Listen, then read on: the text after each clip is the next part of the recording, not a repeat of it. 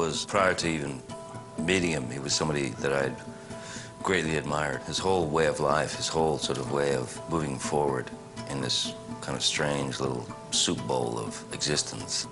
When I met him, there was an instant click between the two of us. From that second on, it never let up, you know. We were very close until the moment of his exit. I came across the Rum Diary with Hunter, sort of accidentally. He goes, oh, Jesus, yeah.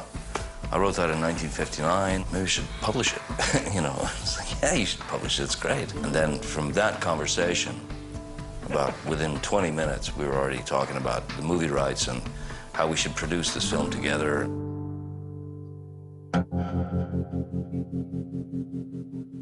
The thing that I connected with regard to Hunter's work was his brutal honesty and his imagination. You know, when you read about these amazing experiences and you think, you know, that's fake. That's, you know, he wrote that, that's his imagination. That's one thing. But when you've really spent time with him, which I have, you realize that it's all true. It is a project that is near and dear to Johnny's heart because of Johnny's relationship with Hunter.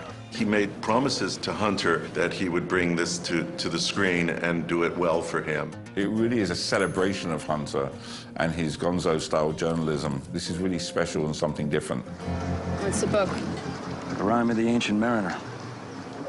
He wrote that when he was 25 years old.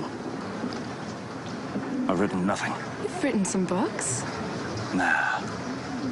We had no voice. I don't know how to write like me. What I loved about the Rum Diary, it was just purely just great writing. It was before he really had discovered fully his voice. That's the beauty of making it into a film. There is an oft reiterated line in the movie where he says, I got no voice, I don't know how to write like me. And so that was kind of a railway line through the narrative to find out how to write like me. And by the end of the movie, he does, through one way or another. I want to make a promise to you, the reader. And I don't know if I can fulfill it tomorrow or even the day after that. But I put the bastards of this world on notice that I do not have their best interests at heart. We were looking for a writer. I said, what about Bruce Robinson? He was like, that's the ticket, man, you know. Hunter was truly into it. Especially the fact was like, we can't get him out of retirement. We will get him out of retirement, you know. Johnny sent me the book. I kind of got an idea of how to write it, so... And said, yeah, I'd like to have a go. And I sent it in, and then I got the word back, oh, my God, we really like this. We're going to make it, which is kind of thrilling. Would you like to direct it? Which wasn't kind of thrilling then, because I didn't... But because it was Johnny, screw it, you know, yeah, all right, I'll have a go at directing it. You come off upon a slimy sea. You don't have to stop to do it. No. You're adapting a book. You have to absorb what the book is, throw it away, and then rewrite it. Hopefully within the vernacular of Hunter, but not copying what he's written. He brings something truly authentic, the Hunter S. Thompson style. You swear when you're reading the script that Hunter wrote that, but it's not. It's Bruce. And it's like, io parlo italiano. Vorrei comprare una tintura. Una tintura! Sì! Vorrei una tintura! Tintura! Tintura! I'm saying bullshit. Okay. Ready? And background action! Background!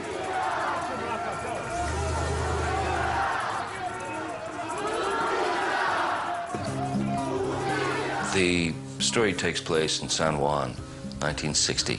And the beauty is, you know, we just went there because that's where Hunter was. You're all sick of the fact that you're working your guts out for nothing. Only when we found ourselves at the San Juan Star and looked through all the archival stuff did we realize that was actually the paper where Hunter worked. You were everything that is wrong. The newspaper unanimously agreed. And then he walks off down there. It's just so that when your line ends, a little closer to him, so that Martin comes off, you want to unanimously agree. Okay. Primera vez en Puerto Rico? I don't speak Spanish. Chris Seeger, the production designer, what he was able to do in terms of Puerto Rico 1960, he was able to find it and recreate it. This needs to be much more aged out. The bass kind of coming through. So the hits and drags and all that kind of stuff. stuff. Okay. You see more work. We used Hunter S. Thompson's books for the photographs in order to capture that transitional period. It came together quickly because it's here. This is the place that Hunter wrote about. This is America. This is Puerto Rico. This is America. You think some plumber from Normal, Illinois saves up for 25 years to come here on a cruise ship to read about bad times on the sugar plantation? The average guy don't rock the boat because he wants to climb aboard it. And our readership is vividly average. When I read the book, it was like a real eye-opener about who Hunter Thompson was. And the look of the film has a documentary style. It seemed fairly autobiographical to me. To be able to free the actors, you know, to have them do things to be a little bit more flexible. My approach was just to be so minimalistic. The camera doesn't exist. It's an observer of what the story's about. This is special because this is what is. We don't time, we just do this. Darius, you know, he's a guy that wants to take chances and do things outside the box, you know. So we shot the thing in Super 16 film. It's a callback to this cinematic language of the 50s, 60s. And there he is. He's coming in. And then I'm going to continue to turn. Yeah, you see you. Then you turn around and then we see him. Bender, apron, Bender. He can be on a boat. What Colleen does, ultimately, for me, is she defines characters even before you kind of have a great handle on your character. She understands textures that somehow can deliver an emotion. Part of the job is creating the visual world that the actors live in, along with the production designer, with the crowd and the people that are surrounding the actors, to get the feeling for the different locations we've had with the rich and the poor. So sort of to set a sort of texture for the film. Take it off in between. You know what? When you see the movie, you'll know where you are. You'll see your big. She works very closely with the hair and makeup department to make sure all those hairstyles are exactly what they need to be. It's a big deal to dress 800 extras the morning of. Everybody looks wonderful. Sometimes you're on set, you forget what time you're in. Action! Chanel. Chanel, darling. Paul's joining us for breakfast. Looks like it's gonna turn into a lunch. Sorry, guys, there was a big cloud in the middle of this. The challenges with shooting on location is obviously weather, crowds, heat. Unfortunately, we had terrible rains, and we lost a few days. The rain was so bad that we just couldn't shoot. We just have another little cloud here. 1 second.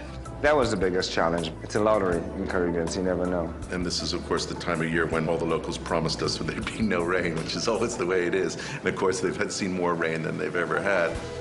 You know, we're in tents a lot, and they don't have floors, so we're wading through mud puddles and things like that. So it takes a toll on the amount of work that you do in getting everyone ready, and then it rains and you have to start over. We had to do part of the carnival twice with 500 people in because of the weather. When I write home, I say, here I am in lovely, beautiful, rainy, sunny, rainy, sunny, rainy, rainy, sunny, sunny Puerto Rico. And then another swig. And drink that here.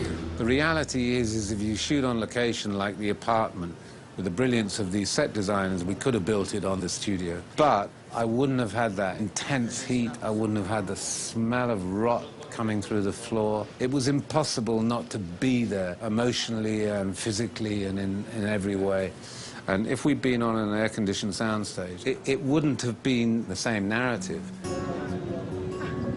You know, the idea of the Rum Diary as a film was something that was cooked up between Hunter and myself. One of my last efforts to salute the man was to continue on in our venture and force him, even in death, to be a producer. So I did. I asked that there be a chair made with his name on it, a script cover, and of course, a glass of Chivas Regal every day for Hunter.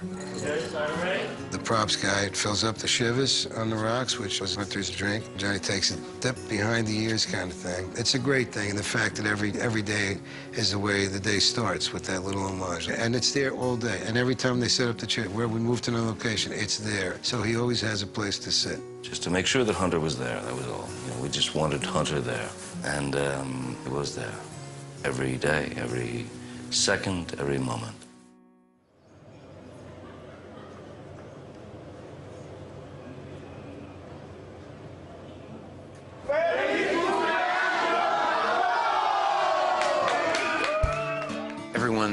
chose to do this movie because of Johnny, because of the material.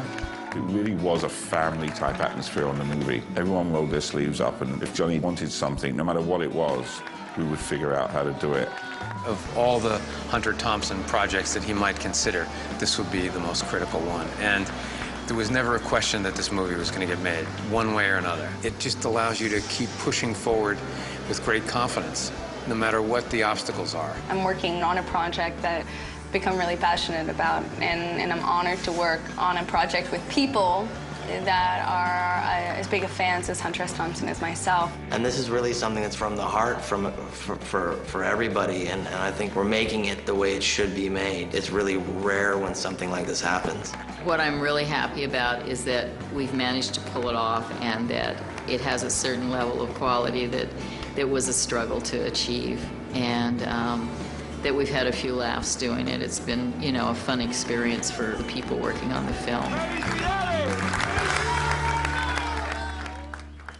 I will try and speak for my reader.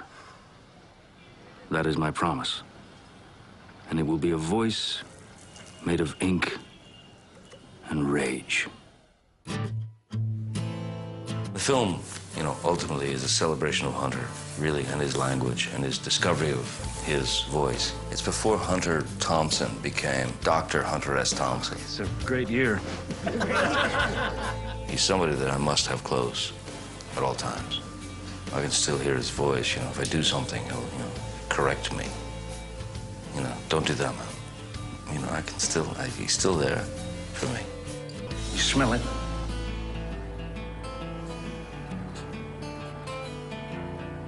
It's the smell of bastards. I think he'd be very proud. I think he'd actually be, at this point, so fucking psyched that it would be like, you know, what's the next?